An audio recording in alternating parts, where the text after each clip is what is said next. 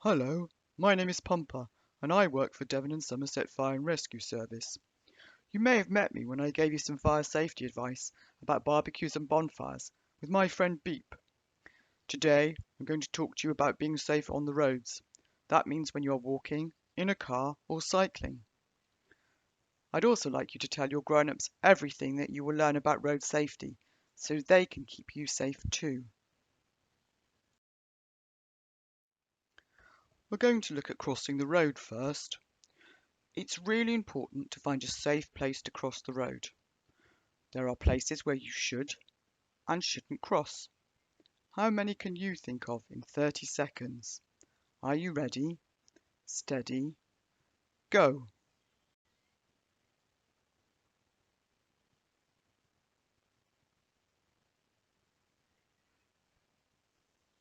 That's 10 seconds already.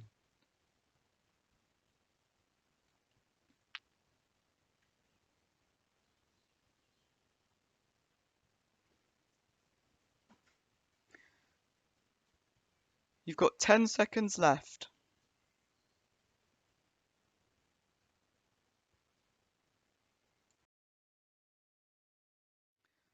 So here are the answers. How many of these did you get? You may have thought of other places, which is really good. It shows you know how to keep yourself safe when you're crossing the road.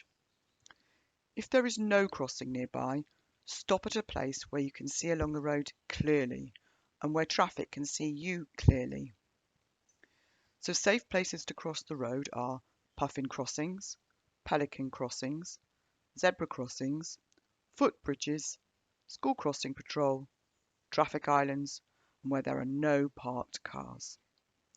Make sure that you don't cross where there are bends in the road, corners, between parked cars, behind a car or any other vehicle, where you can't see the traffic, where the traffic can't see you, and where there is no pavement.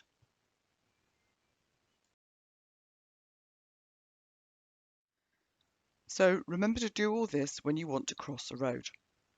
You've got to stop and look around.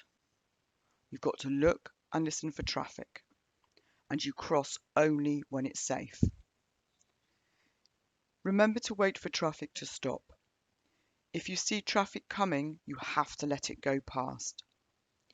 You walk, you do not run across the road. You have to walk straight across the road, not diagonally. Always keep looking and listening all the time you cross the road, just to keep an eye out for the traffic. Please make sure you're not using your mobile phone or chatting to friends when you cross the road, because that is a distraction. Always concentrate on crossing the road and be aware of the traffic at all times. I know that was a lot of information and lots of things to remember, but I'm sure that you know most of it anyway.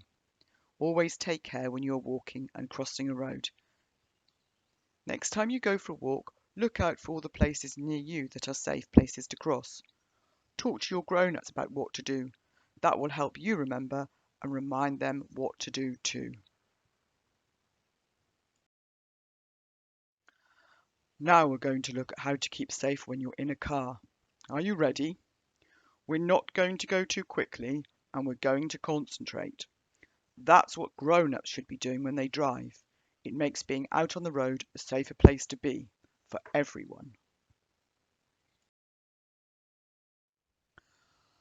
Unfortunately, our firefighters have to go to a lot of road traffic collisions, or RTCs, and they have to rescue people from their cars. It's not a very nice part of their job and makes them really sad because sometimes people are badly hurt and have to go to hospital. One of the reasons for this is because they are not wearing a seat belt.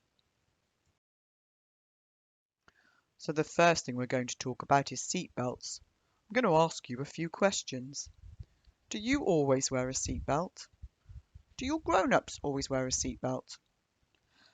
Did you know that if you are under 135 centimeters tall, you should have a special seat when you're in the car? Have you got one? I hope you've answered yes to all those questions. I'll be really happy if you have. In the fire service, we know how important it is to wear seatbelts because seatbelts save lives, and we want you to remember that too. Always make sure you put your seatbelt on before the car sets off. Make sure you wear a seatbelt for every journey, whether it be a short journey or a long journey.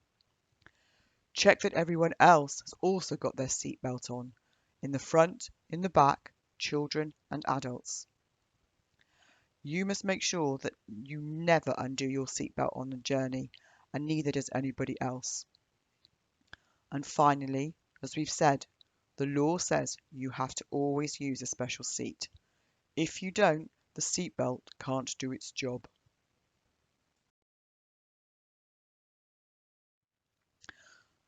So we've seen how important it is to wear a seatbelt when we're in the car. On the next slide is a list of what people should and shouldn't do when they're in a car, in a lorry, in a van, or in any vehicle. Which ones do you think are mostly for you and other passengers, and which is for the driver? Are there any which are for both the passenger and the driver? So, all I want you to do is decide whether it is the driver, the passenger, or both who should or shouldn't do these things. Do not play around, argue, or shout and scream in the car, as the driver cannot concentrate properly. So is that driver, is that passenger, or is that both? Do you get the idea? Drive carefully and be aware of other drivers. Never throw anything out of a car window. Don't go over the speed limits and drive too fast. Don't drink alcohol and then drive. Don't wave or lean through an open car window. Do not open car doors or windows unless a grown-up has told you it is safe to do so. Don't use your mobile phone. Always get out of the car using the door which is nearest to the pavement. Don't drive if you're tired. Always wear a seatbelt. I think you probably know the answers to most of them. Chat with your grown-ups and see what they think.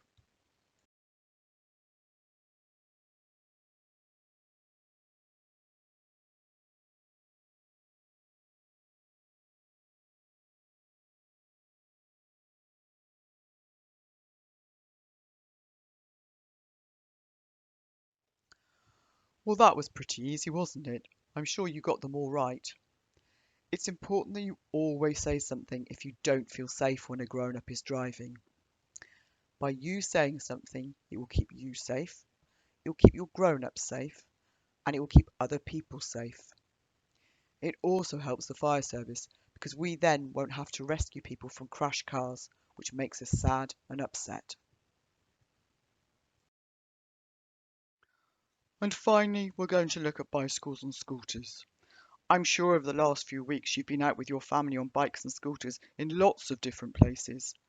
I really hope you've thought about how you can go out and be safe. Look at the next few slides and see if you did all this when on your bicycle or scooter. So this is what you should do. Only cycle or scooter where you're allowed. Be aware of other road users, such as cars, lorries or buses. They won't always be able to see you. Keep away from traffic if you can and use a cycle path. If you're on the pavement, be aware of pedestrians. Get off your bike and scooter and walk. Always have both hands on handlebars and don't do any tricks. Wear bright and reflective clothing, even during the day, and make sure you have lights for night as well. And wear a helmet. You can always replace your helmet, but you can't replace your head. I'm sure you do all of this, so well done. Make sure others do it too. It's important to look after each other and be safe.